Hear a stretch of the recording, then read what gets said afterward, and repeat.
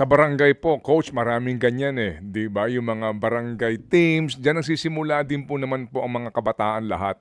Yung pong mga nandidiyan sa mga barangay, sa mga grassroots basketball particularly po, ano po yung advice doon? Kasi yung iba ho siguro diyan ito kasi may mga sigurado may gastos yan may bayad yan eh. Yung mga ganyang uri po ng seminar training o ano man po, ano po inyong advice para lang ho masiguro natin na yun nga, no, yung maiwasan po yung aksidente, hindi lang po gagaya nitong nangyari pong training dyan o ano man po yun, pero yun po, yun lang simple po na pinagagawa sa mga bata sa kanila pong physical training. Opo, go ahead po, coach.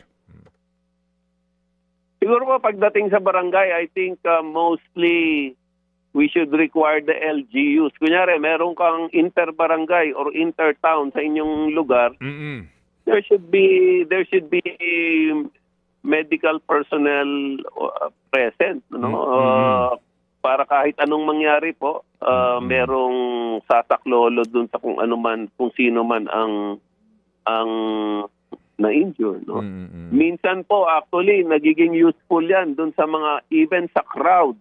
Yung mga medyo may edad na or merong sakit sa puso pag masyadong na-excite yung mga nanonood, meron din pong na-stroke or inaatake. Hindi lang din po para sa mga players because minsan po invested talaga yung mga nanonood no? So hindi lang po yan para sa mga players, even for the crowd, even for yung mga nanonood po.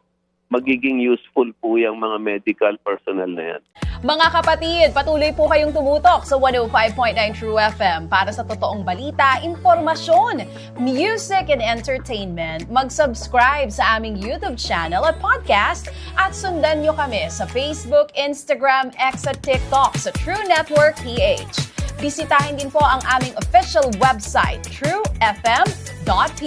At panoorin din kami sa True TV Signal, Channel 19. Kami po ang 105.9 True FM. Laging true sa'yo, kapatid.